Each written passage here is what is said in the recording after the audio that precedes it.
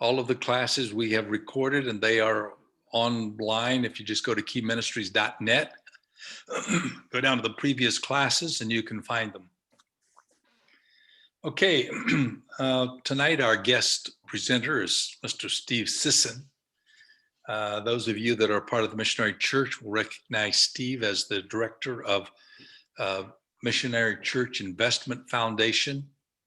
And he has been in that, 10 years now, Steve, at least? Yeah, it was 10 years in November, believe it. Okay.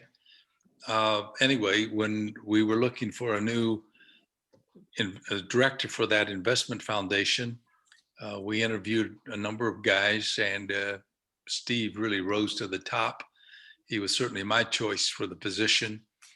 And so I just counted an honor that I've had to be involved in helping get him into that position. And he was a banker with Grable Bank for I don't know how many years before he came to this position. And so he has a lot of experience in that, but he was also involved in church and regional activities as well. So he's been very involved in the church as a layman and brings a great deal of gifts to the position. So as I thought about, as we're laying out this whole concept, what does a bivocational leader need? Well, one of the things that we've said he needs to have church planting. What's a church planting plan? But also, if he's going to be successful in business or whatever he may attempt to do, it's also good if he has a good, successful plan for establishing his business. So as we were thinking about it, and I was thinking about where do we go, Steve's name came to my mind immediately. And so I called him, and he was more than glad to do it. And he brings a lot of expertise. He brings a heart for the church. And if you're not familiar with Missionary Church Investment Foundation, it's not just where you send your money to gain a little interest. That money is loaned out to churches to help them to build buildings. For example, when I was at Colonial Woods, I think we probably borrowed, it seemed like maybe it was like it's somewhere in the realm of $1 million from MCIF. And they have loans out all over the country. And Steve, I think maybe it'd be good for you to maybe share just a little bit about the size of MCIF. And they have recently, we used to have regional investment foundations. We didn't always call them that, but Michigan had one, and Ohio had one, and the North Central Indiana had one. And but it became very difficult to have them because you have to put out a circular and with all kinds of details and government regulations. And so basically, I think, Steve, except for North Central, they still have theirs, I guess. They do. But right. All of the others have kind of folded into your Mm-hmm. organization. Mm-hmm. And so I know that you're really helpful, and as churches look to build, our son just is looking to build a new sanctuary, and I know MCIF is helping them with their loan. So Anyway, Steve, it's great to have you, and I want you to relax and enjoy this time because it's going to be fun. These are a good group of guys, and you will enjoy your time with them. Good. All right, great. Well, thank you, Bill. Man, what an introduction, first of all. I'm honored and appreciate that. And by the way, I really enjoyed working with you as well and seeing you from time to time still. But when you were here in the office as well, that was just a great time. I learned a lot from your example, and just really enjoyed that. It was good, and miss you. Not that Steve Jones isn't as good. I'm not making any comparisons here, just to be complete and clear on that thought. But nonetheless, I enjoyed our time together. So it was great. So this is really geared towards writing a business. So let me back up for a minute. As Bill mentioned, I have been in commercial lending for a long time, worked for a large bank in Columbus, Ohio. I've spent my entire year in banking up until I came to MCIF. Large bank in Columbus, Ohio, then went to a community bank, Grable Bank, which Bill mentioned, in the Fort Wayne area. I've went to all different kinds of companies. In fact, today I was making a list of like the different companies I've went to. And so everything from contractors, those would be like plumbers and electricians and home builders and excavators and to tool and die shops, to cabinet shops, hotels, landscapers, real estate companies, real estate developers, where they're taking raw land and turning it into a subdivision. That's an interesting business. Restaurants, marketing firms, car dealers, sign makers, and even MCIF was a customer of mine. That's how I ended up here. I was going over some paperwork with my predecessor at the time, Eric Smith, and he kind of sat back and said, "Hey, I got something else I need to ask you." And so he laid out his plans for retirement and asked me if I'd be interested. And as Bill mentioned, I've been involved with our church and with the Central Region, and had really developed a heart for ministry, and had been kind of praying about how I might get into a ministry of some kind, but didn't see how banking and ministry would like come together. And well, anyway, here I am. So, and it's been great. I've really enjoyed it so far. And today, as Bill mentioned, I think we've got 118 loans. They total about 27 million. We've got about 38 million in assets, and we've continued to grow. And it's been really good. And we're able to help our churches, particularly on the lending side, like thinking about what happened in the last year with COVID, because we're not to brag about us, but we've been careful financially, and we're pretty solid.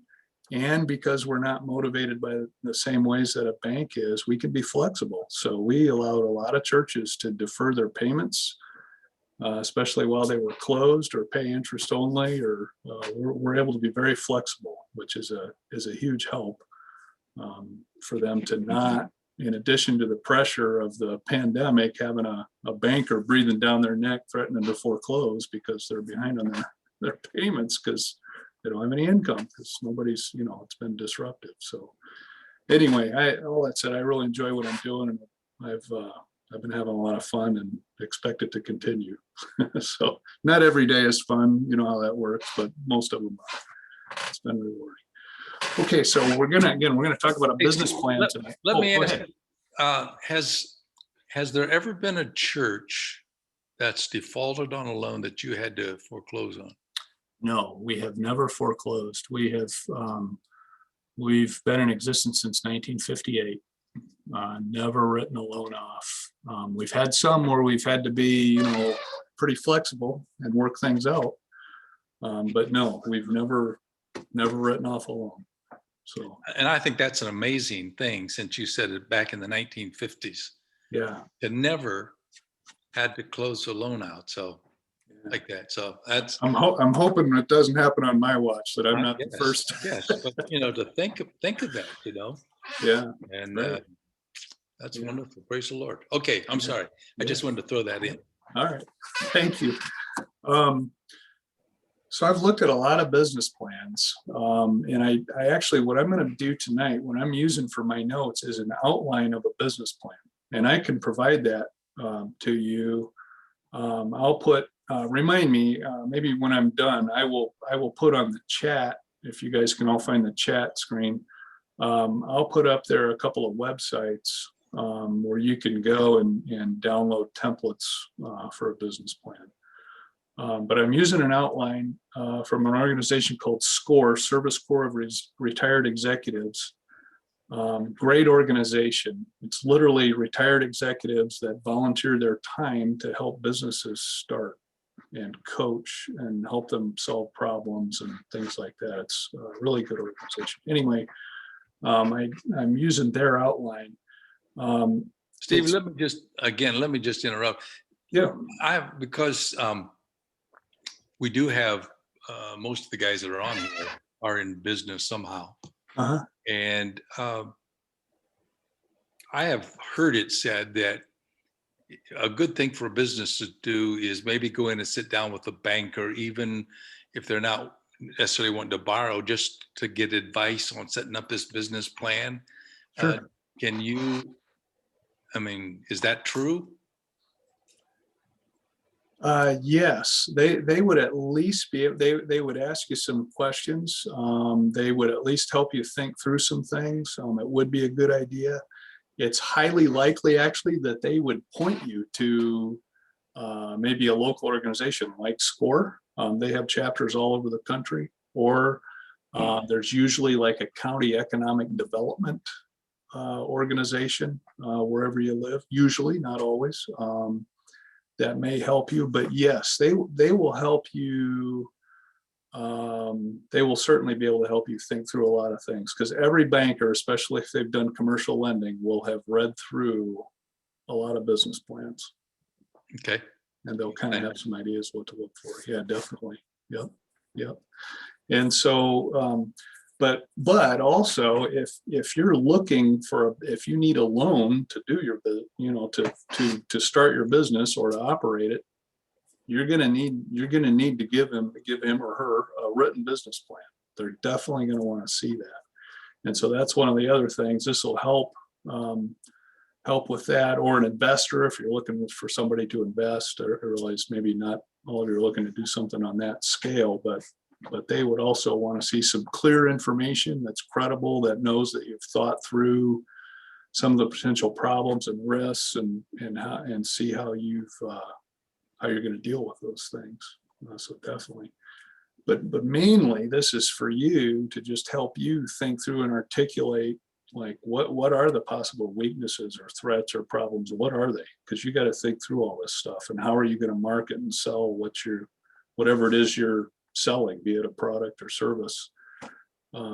It's not fun if you're really action oriented to sit down for that long and write something down, but you've got to do it, because it'll force you, that discipline will force you to think through and take kind of a methodical, almost checklist approach to make sure that you're getting through every aspect of it, if that makes sense. And so it really is it really is for you. If you see it mainly as like an assignment from somebody else, like a banker or something, it's not going to benefit you. You gotta do this mainly for you.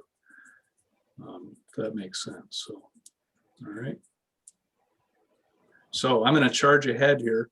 So first, and some of this stuff is kind of basic, and again, I can send this outline afterwards, but I just want to be complete with this. Not in excruciating detail.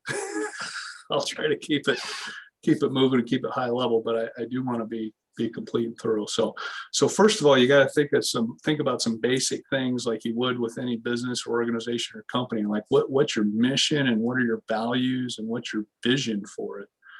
Like what's your reason for being? That's really your mission.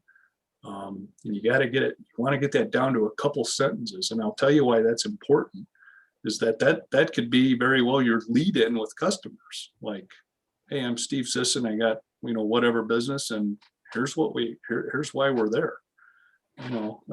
So there's a good reason for doing that. Then you need to think about what are your guiding principles. Now, as Christians, of course, we've got a lot of unique guiding principles that direct every aspect of our lives, but what are the principles you're going to operate under? And then the vision part, which is kind of fun. What do you see your business looking like in the future? And this is where you get to dream a little bit. Like, what do you want to be? Maybe short term and long term. So, like for instance, I had a car dealer customer that I started off with just financing the real estate, like a mortgage loan for the lot that he purchased, and then moved into financing his inventory and kind of grew with him. It was a really fun relationship. But when he first started, he knew immediately he was buying a lot here in Fort Wayne, and he knew then, well, in a couple of years, I want to have a location in Auburn, which is a little town north of Fort Wayne. And he said, I want to have a location in Anderson, which is a town south of Fort Wayne. And then farther into the future, he said, I have 4 sons. I want 1 location that each son can manage. So I want 4 locations. So he had something kind of a little bit shorter term and a little bit farther out, and it was quantitative. I want 4 locations. And actually today he has 6 locations. And then he's got a service center, a detail shop, and an office building. So he's sort of got 9 locations. He's done really well, but he had this vision, like what he wanted to be. And this is especially important if you're trying to attract a lender, an investor, because this is where when you talk, you should almost get a little emotional. Like you should be energetic and fired up about this, because this is the fun part. This is part of the reason why you're doing it and like what you want this to become. And so you need to be able to lay that out. Okay, so you also want to think about your target market in terms of like who and where. Like, is it a business? Is it people? Is it, and where is that geographically?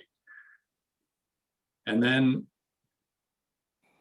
what industry are you in? And sort of common sense stuff, but like what stage is that industry in? What are the trends? Do some research. What's the outlook for it? Where it's going? So for instance, like I was thinking, used to talk to people all the time that wanted to get into the rental property business. They thought it was super easy. They always think that in restaurants, talk to people that wanted rental properties because they saw on late night TV, they can buy a bunch of rental properties without putting any money down. And secondly, people would come in and they have all these romantic notions about having a restaurant. That is a tough business. Actually, they both are. But you might think right now, here in Fort Wayne at least, and I think some other markets, houses are selling like that. So people list a house, it'll sell immediately, and oftentimes they're selling for more than they were listed for. So you might think, hey, it'd be a good time to get in the rental business. Well, or buy and sell properties, flip them. The problem is, well, if they're expensive, if you're selling them at high prices, you're gonna have to buy them at high prices as well. Hard to find cheap stuff right now. So anyway, just do a little thinking about the industry you want to get into. And then think about your structure, your legal structure. Like, are you going to incorporate or not? And if you incorporate, what kind of entity? Is it going to be a partnership, a LLC, a corporation? If you're going to have other owners, like what are their percents going to be? It's really worthwhile starting out. Hard to spend the money, but it is worthwhile. You need to talk to an attorney and a CPA, an accountant. You need to talk to both. You really do. Because here's why. The attorney is going to want to protect you from liability, right? They want to protect you from getting sued, basically. And so they want to have a corporation to protect you from personal liability. But the accountant is going to want to protect you from taxes. And so sometimes those aren't, sometimes the best, the way you pay the least taxes won't give you any protection from liability. And the thing that will protect you from liability will be really expensive tax-wise. So you got to talk to both of those folks and kind of make your decision, figure out, kind of maximize between those. You really need to hear from both. So then you want to be able to think through and articulate what your products or services, if you're doing a service, like what are you selling? And how is it made if it's a product? And who are your suppliers? You need to be able to identify those folks. And then, and this is really important from a marketing standpoint, what problem does your product solve? What does it do for people? And then will you have any competitive advantages? Is there anything unique that you bring that will give you an advantage? There was a company that was a customer of mine that made fusible links. I don't know if you have any idea what those are, but they're pieces of metal that go in like the arm that holds a door open, for instance. And they're little pieces of metal that are, they're usually pretty soft metal. They melt at a high temperature, but they'll melt at a specific temperature. And so they're usually in like manufacturing plants and other places where there are fire doors. And so if there's a fire, that link, the piece of that link melts, and that's what's holding the door open, then they close. Or they'll go in like fuel lines. If there's a fire, that link will melt and it'll shut off the flow of fuel. Anyway, incredibly simple to make, solved a big problem, right? That's the problem their product solved. And then they had a bunch of patents on the design and content of the links that they made. So there was an advantage there because other folks couldn't do it. There was a patent on it. They couldn't do it without, paying them a fee or something. But I loved businesses like that were so simple. They cleared like $250,000 every year making those stupid fusible links in a room about the size of my office here. It was crazy. Anyway, fascinating company, but they solved a problem. They had a competitive advantage with what they did. Okay, so that's products and services. Any questions at this point? Before I drive on, I know I'm going pretty quick. Again, I'll send this outline out. I'm sending it out after the fact as opposed to putting it on my screen because I really hate when guys do a PowerPoint that they put up on the screen and then they're just reading their PowerPoint. Okay, anyway, guys, Steve said he would break periodically in his presentation to let you ask questions. Yeah, and also, feel free to interrupt me if you need to also. Okay, so the next thing, you need to think about what your marketing plan is. And this stuff is all important, but I'll tell you what, the entrepreneurs that can sell have a hugely higher rate of success than those that are maybe geared more towards the operational stuff, or maybe they understand manufacturing or whatever. Because if you can sell, if you can generate sales and a lot of sales, it can overcome a lot of evils in your court. And by evil, I don't mean sin. I mean it'll overcome maybe potentially other issues. It doesn't automatically guarantee you success and that you're going to make it, but you can be a little sloppy on maybe your costing, a little sloppy and inefficient on your production and things like that. But if you're selling like crazy, some of that stuff can be overcome. And so the marketing part is really important. So first of all, you got to do your research. And as I said before, understand your industry and the trends, and also know like what are the trends in your target market, both as far as the people or organizations you're selling to and geographically, what's going on there. And the folks that you're selling to, you need to know them. Know your customer is kind of the classic way of saying that. You got to know, are there barriers to entry? Like what keeps people out of that business? Because obviously those are things you're going to have to overcome as well. But they're also an advantage. Once you're in and starting up, then you've overcome those barriers. It keeps folks out. Limit your competition some maybe. And then I mentioned earlier, you need to know what problem does your product or service solve. You need to be able to identify what are the features and benefits of it. That's pretty basic, but this is really something you need to be able to tell people. What are the features? Like what does it have? What are you offering? And how does that benefit me? So I bought a Traeger grill. I love to cook out. Bought one of those recently. And for those of you unfamiliar, it uses wood pellets as fuel instead of charcoal or gas. And so that's a feature. It's got a thermostat, so you set the temperature and it maintains that. It's got some shelving and it's built pretty nice and that sort of thing. Those are the features. The benefits are, because it's got that thermostat where I set the temperature, I don't have to sit there and tend it and make sure it keeps a constant temperature. I can control it actually from my phone. So I can be sitting inside watching the Masters and I'm cooking a pork shoulder and I know the temperature is fine.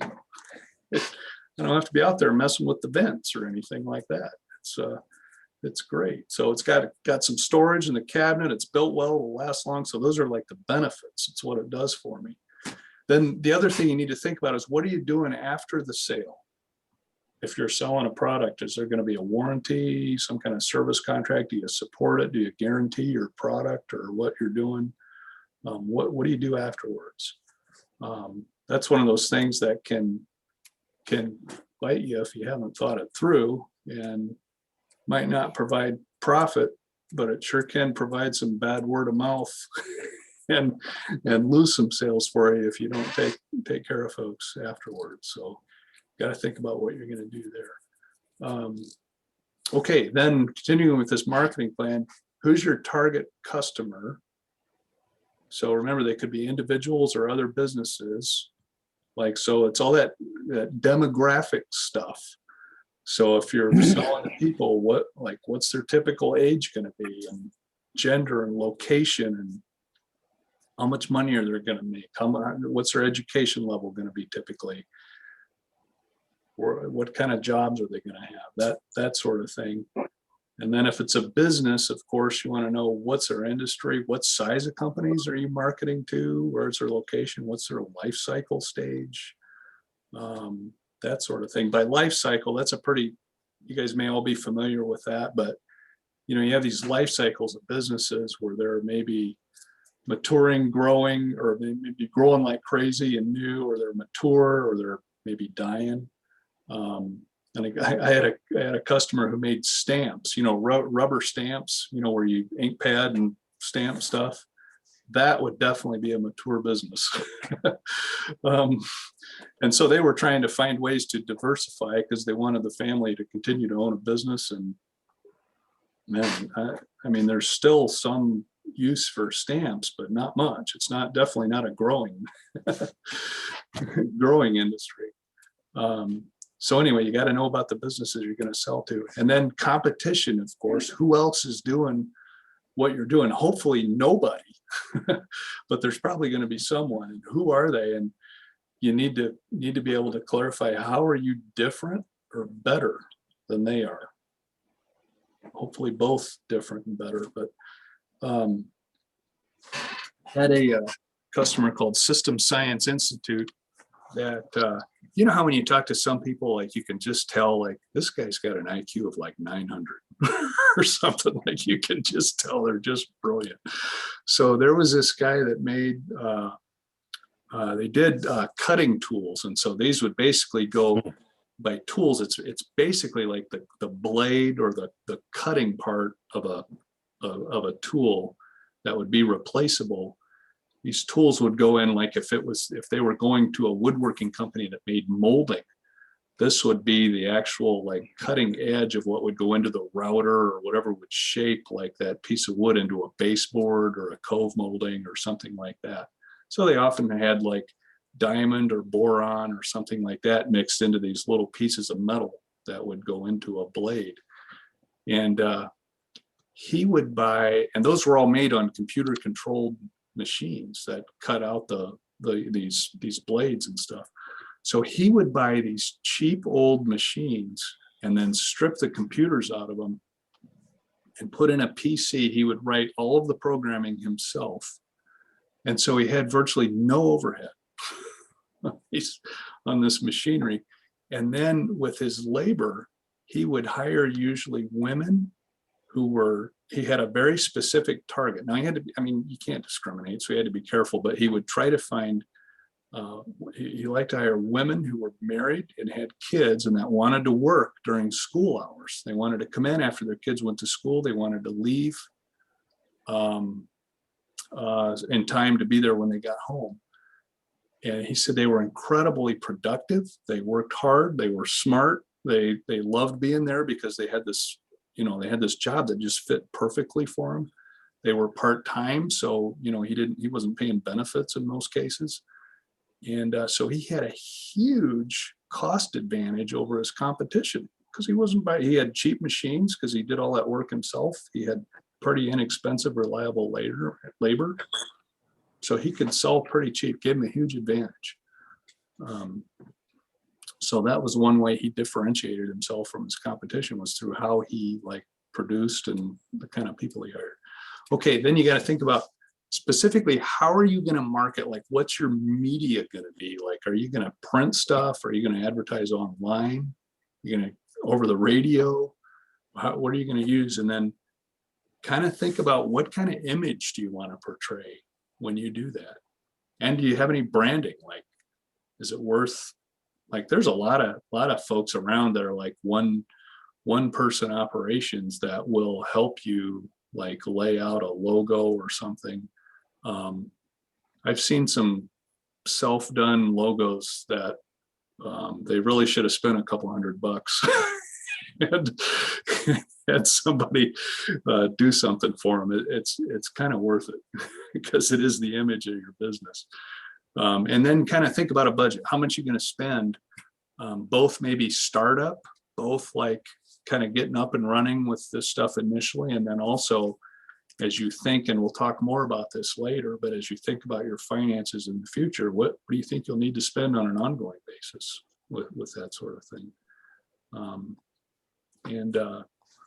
don't know, marketing is necessary usually, but tough to measure. It's hard to know exactly what would have happened if you hadn't.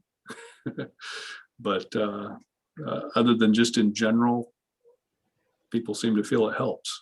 So you got to think through your strategy on that. Okay, and then of course pricing. You got to think about how you're going to price what you're going to do. Make sure you know what your competitors are doing. How are they pricing? And make sure you can justify those differences. If you're more expensive, that might, as long as you can justify it, it's probably okay. If you're less, way less, especially if you're way less, make sure you haven't missed something. If you feel like, well, I only need to charge half of what they're charging and I can make money, well, just make sure you've done your homework and that you're right. But either way, lower or higher, you need to understand, why are you different? How are you able to do that? And then do some research and find out what are your potential customers. I mean, how do they feel about pricing? How price sensitive are they? You need to consider that as well. And then your location, if you got one, you need to state why it works for you. Why is it a good location? Kind of justify it. And if you don't, write down your criteria for what you want. What would be a good location for you? What would work well for you, depending on what you're doing. Both thinking about whatever you're selling, and also if you have to, get product in, like where would that be easiest, and kind of thinking through the logistics of things with that location. And then your distribution, how are you getting out? How are you distributing your product or service? So, and this is maybe thinking more towards products, but like, are you retailing? In other words, are you actually the retailer, or is it going to retailers, like grocery stores or whatever? Or are you selling, is it e-commerce? Are you selling all on the internet? Do you need sales reps? Are you wholesaling to other folks? And then also with that, of course, your logistics as well of distributing your product or getting out to perform the service you need to, or how people will get to you. And by the way, with this marketing, I'm about done with this section, but remember, if you're doing a service, if you're providing a service to people, this is so basic, but you got to remember, every time you provide that service, you are marketing. I mean, for a service business, word of mouth and referrals, I mean, that will probably beat any marketing plan you have. I would guess, in a lot of cases. Maybe not always, but in a lot of cases. Because if people feel really taken care of, I mean, they'll talk to other people, and the word will get out. This is critical. I had a customer who bought a pizza restaurant, little pizza restaurant in Leo. You know where Leo is, Bill? Yes. Leo, Indiana, little town north of Fort Wayne here. And this gal had been in a catering business for years, knew all about food prep, knew all the regulations for like safe food handling and all that, knew what her costs were and everything, but she was rude. And so after about 2 years, nobody went in there. They'd had enough. And I don't know what it is. I think it's a realty office now or something like that, but she didn't make it. People just didn't want to go in there after a while. They just had enough. And that's another case where the restaurant business is hard. You got to be there because it's cash. All your cash disappears if you're not there, or your family members aren't there watching the cash register. And it's long hours. restaurant folks work hard. And so after you've been there 14 hours, you still got to be nice to people, even though you don't want to. And she just didn't quite get that. So anyway, just remember, when you're interacting with folks, you are marketing.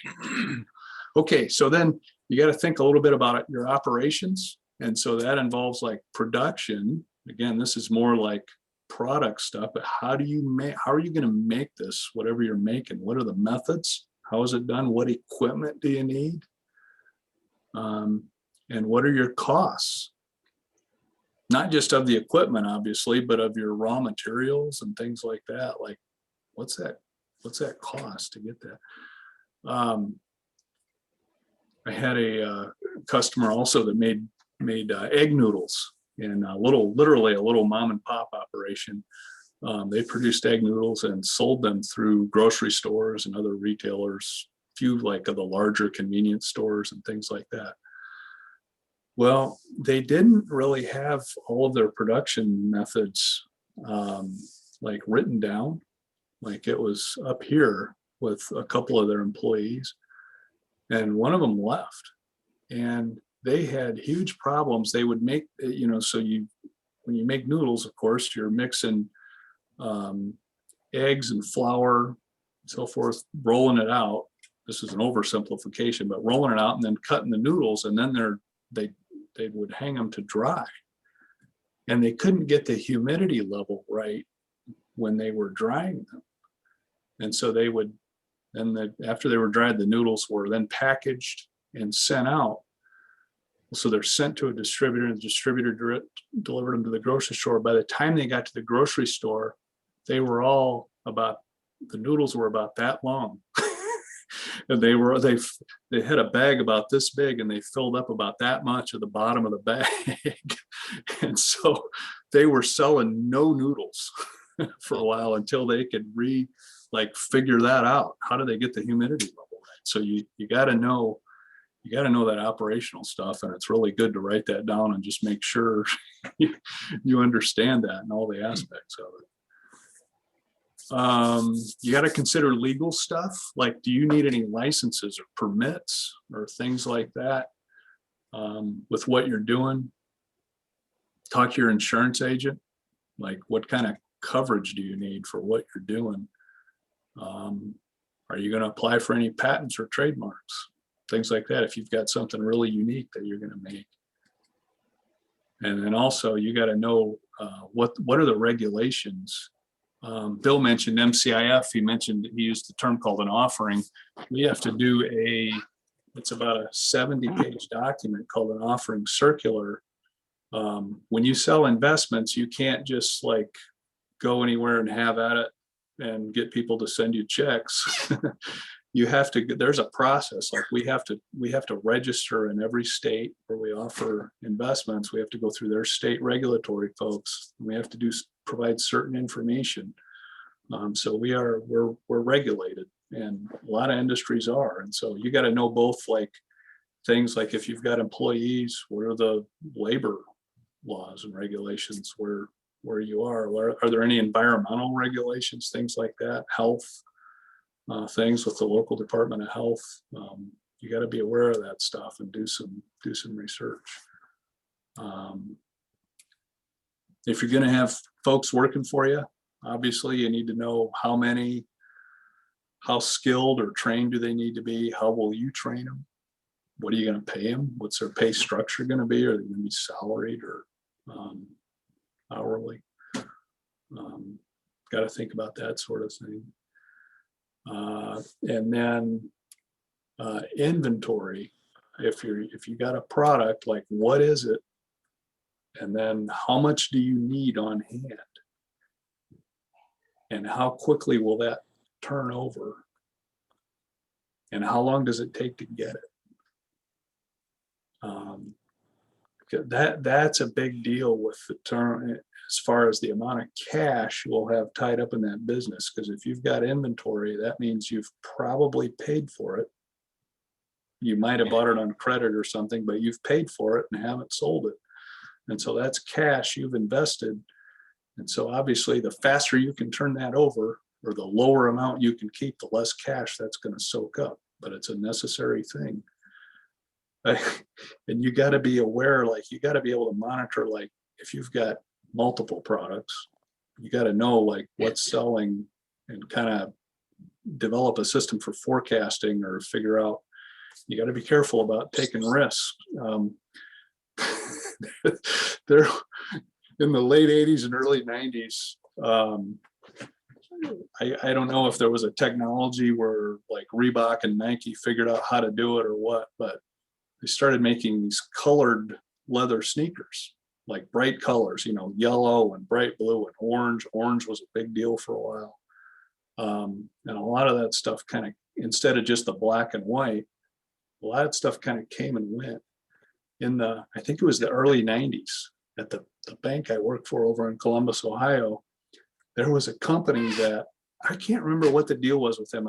If they like, I don't know if there are shoe distributors or if they had like different shoe stores or what, but there was a company that was basically warehouses of shoes.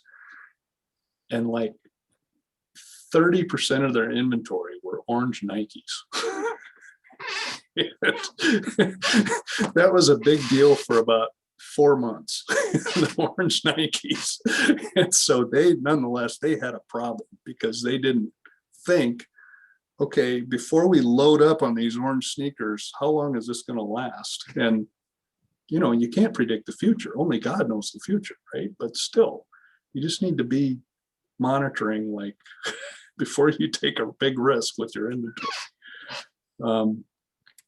Okay, then you need to think about your suppliers. Where are you getting this stuff? Who are they? And like, are they reliable? That's really important. What's their history? Like, talk to them about like where their costs are going. Do they think, you know, in the future, where's that going?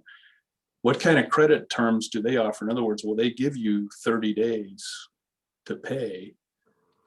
Will they do that sort of thing for you or not? And then on the flip side, you got to think through your credit policy. You know, most businesses are going to be cash. People are going to pay you right away when you sell them something, but some aren't. And so you got to think through it. What's typical for what you're doing? Do you offer some kind of terms where people can pay you, you know, in a certain amount of time? I'm not necessarily talking about like what a bank does, where it's over a period of years, but you know, maybe 30 days or something like that. And how are you going to set limits and know if they're credit worthy? And how are you going to handle when people are slow to pay? What are you going to do?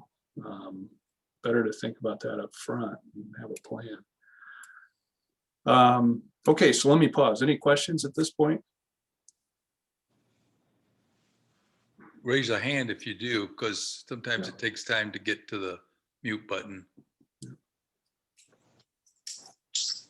Hey, oh, Steve, I don't want to shut you off, but we can do this at the end. But I wonder, I failed to do this. Keith was in the business, the bus business. He also worked for Detroit Edison in the Thumb area. Was a big machine operator. Jim is a contractor, does buildings type things. Okay. Nick is in air conditioning, furnace work. Oh, great. Okay. I guess some construction also, Nick, if I remember correctly. Awesome. So you are talking to business guys. Good. And also, you know, I was going to wait to say this later, but man, there's so much of this stuff that church planters need.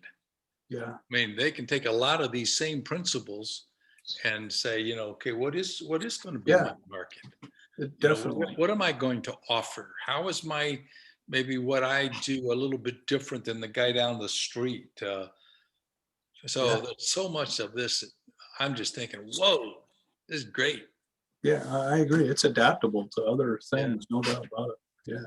Hey, Keith, were you going to ask a question? It looked like maybe you'd started. Yes. Okay.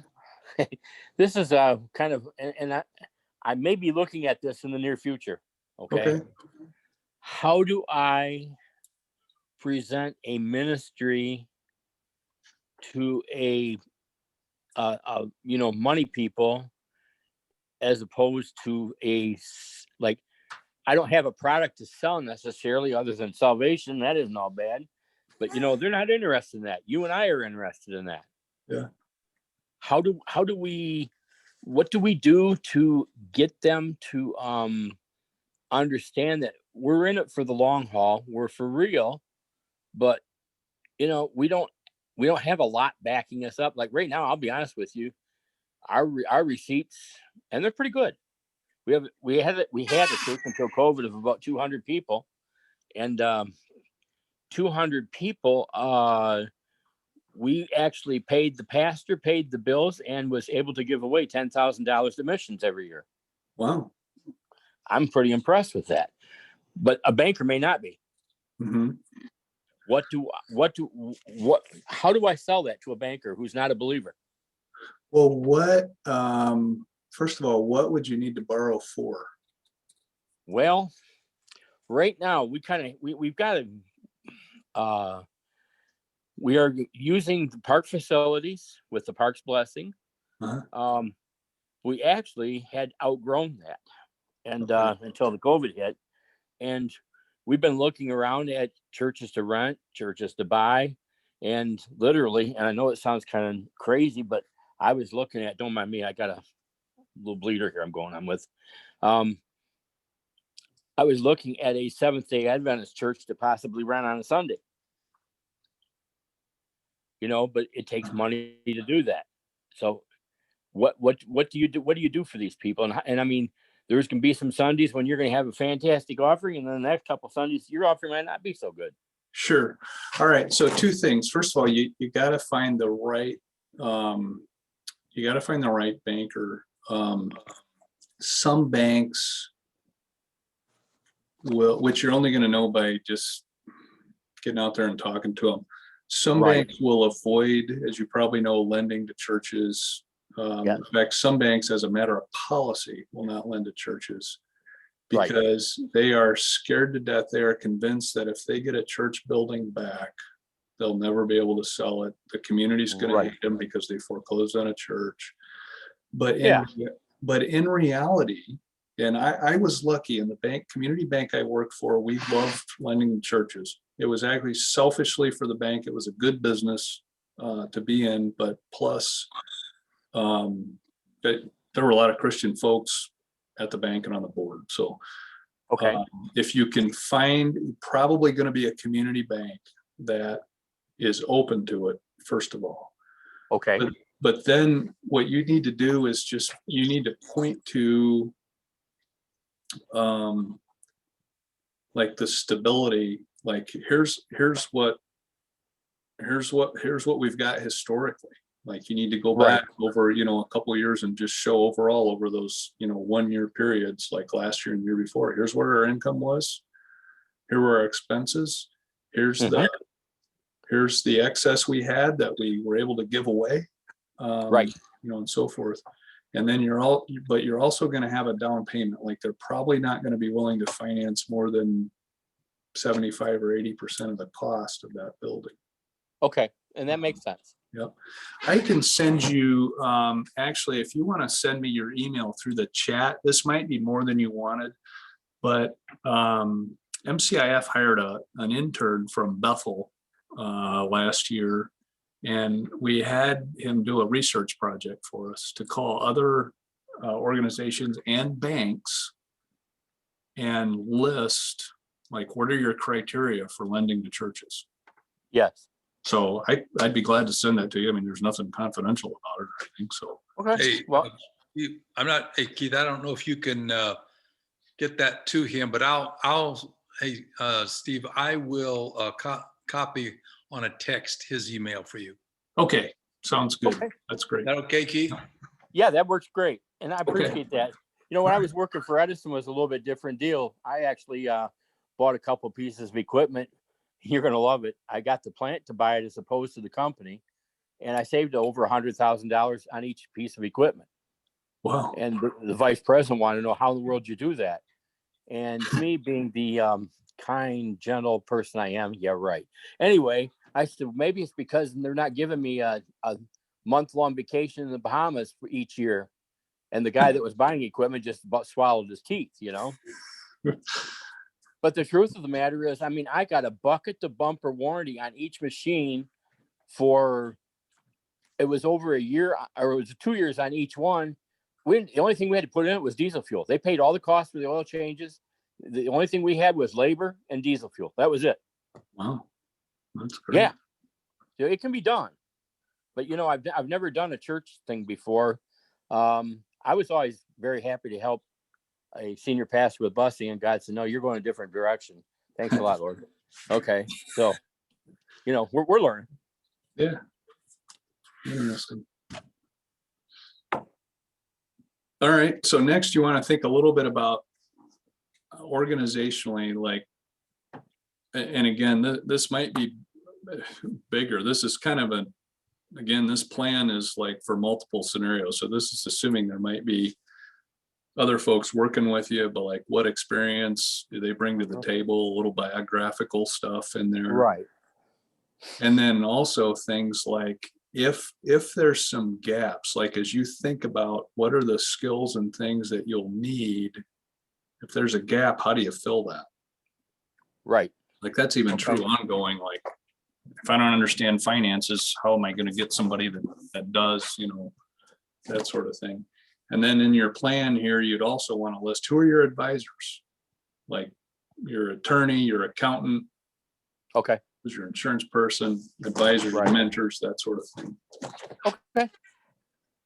Sounds good. Thank you so much. Yeah, you bet. All right. So then, and by the way, that was part of the business plan outline too, that I just talked about. Okay. Well, hey. And then, Yeah. okay, so the next thing is then your financial information and projections. So kind of two parts. You want to think about what are all your startup expenses and costs, and you just want to really take some time thinking through this. You want to be thorough, and you don't want to underestimate. Like what are the amounts and details, and how are you gonna cover that cost? How is that going to be funded? So you need to do that for startup, and then looking out into the future, you want to do some projections. So really, for at least the first year, you ought to do monthly. Like, Okay. what do you think every month? What are your sales and expenses going to be? And really, if you're using a spreadsheet like Excel or something, it's real easy to just take that on out. You know, you got to go out a couple of years, maybe even 2 or 3. But you probably could, if you do monthly for the first year, you could do just annual for the other couple of years. But and then and then you need to do a break-even analysis. How much do you need in sales to cover your costs? Obviously, you've got to know that to make sure you're keeping above water. What do you need to sell to cover whatever your costs are? And then finally, and this can be kind of complicated, but you need to think about actual cash flow and try to forecast that. Now, if you're a business where you're just operating on a cash basis, in other words, people pay you immediately when you deliver, you know, whatever it is, and you're not carrying inventory or anything like that, then this probably isn't that important. But if you're carrying inventory and if you're selling on credit, like in other words, you've got receivables from folks, you need to kind of think about this, because you could have inventory that you've paid for and sold, and now you need to buy more inventory, and you haven't gotten the money from the inventory you sold yet. So you can end up, you'll have a lot of cash tied up, and so in the just operating, and so you need to be aware of that and think. And the backwards thing is, when you actually like build a spreadsheet or something that does this, if you're growing, you will have, and even if you're profitable, you're selling stuff at a profit, and you know you are because you got your costs right. If you're growing like crazy, you will have less cash. The term is literally growing broke, because you end up having to have more and more money tied up in receivables and inventory, and you're not collecting it. And meantime, you got ongoing expenses you got to write checks for. Got to pay people, got to pay your rent, got to pay your utilities, that sort of thing. Anyway, keep cash flow in mind if you've got potentially have money tied up. Okay, we're almost done here. If you're talking to a banker about a loan or looking for investors, you need to be able to detail where the money you're raising is going to go. In other words, if you're borrowing money, you need to be specific. This is where the proceeds for that loan are going. Like I'm buying equipment, I'm funding startup costs, I'm remodeling a space that I need to use, or I'm buying a building. You need to be clear on that. Bankers are all like control freaks anyway. They'll probably try to control that. They probably won't just give you a blank, a check to you. They'll want to make it directly to whatever you're buying. Probably. They might not, probably. But same thing for investors. I mean, it's just honest and being transparent. They want to know, like, where's my money going if I'm investing in this? And so you need to be able to detail that out. And then lastly in this plan, you'd have a bunch of like addenda documents you'd attach to it that are like supporting a document. So any agreements you have, like if you've got any leases or purchase orders or contracts with anybody, letters of intent, that kind of thing, you'd have that there. Resumes of the owners or key employees. If you've already got some sort of flyers or advertising materials, you put those there. If you've got blueprints or plans, like if you're opening a store or a space where you're going to be doing your work or something like that, or an equipment list, that kind of thing. Any pictures of your business would go there. And then that's it. So that's the whole outline right there. And I will guarantee you, no, I can't make any guarantees. But that's really it. Again, like, you just want to make sure that you're methodical, that you're thinking through all of the aspects of these things, and that you're kind of thinking up front about problems and risks and how to solve them, and how you're going to sell what you got. So. Okay, Steve. Hey, Keith, if you want to ask a question, I notice that you're going to have to unmute yourself. Keith, you're muted. So if you want to ask a question, you have to unmute that. You can find that button. Okay. Thank you, Steve. Let's open it up for some questions. Jim? None right at the moment. Okay. Nick, how about you? I don't have any questions. I gained a lot of knowledge because everything I've done with our business, I've done cash flowed out of our personal funds or made the business cash flow it. So I was always adverse to doing a business plan because I'm pretty much debt adverse kind of guy. Yeah. But I wished I would have done it now because we're hiring an employee here. He'll start in a week. Oh, okay. And I've got to go and start. I'm working all day still trying to keep all my customers happy and keep cash flow, all that happening. And I got to come home and write all these like flow charts of, okay, if this happens, what do you do? And what's my expectations on this and all that, which if I'd have done it earlier, I wouldn't have to be scrambling now to do it. Yeah. It's so hard to do up front. And some of it's impossible. There are some of these things that you just don't know you're going to get into until you're there. But you're exactly right, Nick. It's a lot easier to do up front, but at least you're doing it. Yep. Yeah. I just sent, if you guys can find your chat window in case you want it, I sent 2 links out. One of them is to SCORE, that organization I mentioned, Service Corps of Retired Executives. And they've got a website that's really pretty cool. You can search for different things and filter out, get different information. But that is actually where I got the outline for this business plan. And so you can download that directly from there as a Word document. And if you have trouble, get in touch with Bill. I can email it to him and he can distribute it to you as well. That's no problem, but either way. And then also the SBA, Small Business Administration. I don't know how many of you are familiar with them, but they've been around a long time. It's a government organization that is really helpful. They really, the way it works is they guarantee loans that banks make to small businesses. And so basically they take a lot of businesses don't make it when they're new. And so banks are a little nervous sometimes about that. But if they can make a loan and not have risk, then, or maybe minimal risk, they'll do it. Well, the SBA will guarantee 75 or 80% a lot of times of a loan to a business. And so, because their goal is economic development.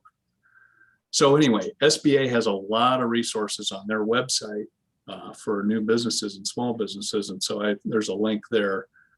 They have another, I think, a template of some sort to do a business plan. Good. Hey, Keith, did you have any questions? I notice you're still muted. If you can find the mute button. There you go. Okay, I lost the picture, but I got the sound. Okay. Typical Arizona. So any questions, Keith? Yeah, I got one more. It's interesting that the one gentleman that was talking after me talked about funding his own out of his own personal and paying himself back. That's what I did most of my life. And so it was kind of like made sure I paid myself back so I had money to work with in the future. I'm I realized that with the church, you can do that only to a certain point. And I guess I've just got a lot of research to do in this church. It isn't a new church. It's taking an old church and rebuilding it as a new church, which I don't know. Sometimes some guys tell me it's harder. So I don't know, but it's gonna be an interesting ride anyway. But I'll stay in touch with Bill. I appreciate it. Yep. Good. And I found with a lot of churches, they do suppers, they do all kinds of sales, and I've often thought, man, if they would invest all that time in just paying their tithe and their offerings, that many times they'd be much farther ahead with a lot less work, and they would still have enough to survive on. So, but I still believe that people love the Lord's work. They want to see it, and they need to be challenged to give. Not beat over the head, but challenged. That is part of our worship. Yeah. You love Jesus, you give. Just the way it is. Yeah. Yeah. I agree. Any other questions?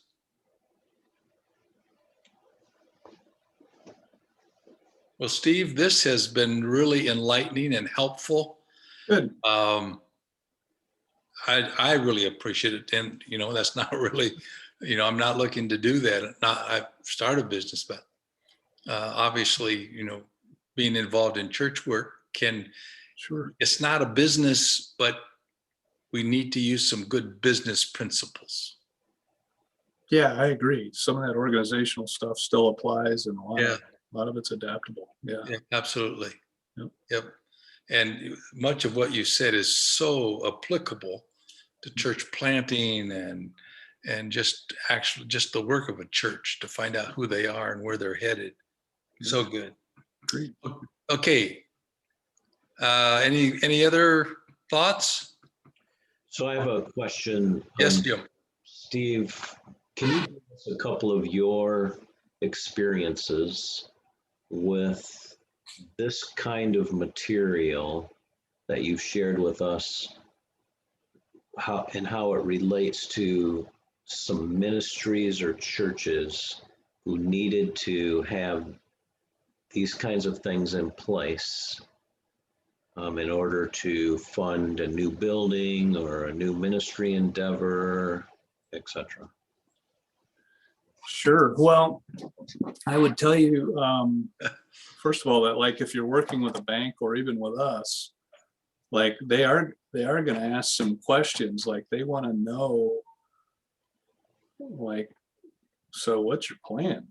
Like, I want to know that you've thought through some stuff. I mean, I do want to know that the church has got, I mean, really, it's all about ministry. I get that. but at the same time, I need to have a reasonable assurance that we're going to get paid back. Our I need to- son is going through this with MCIF right now, or at least they've been through it, I guess. Yeah, yep.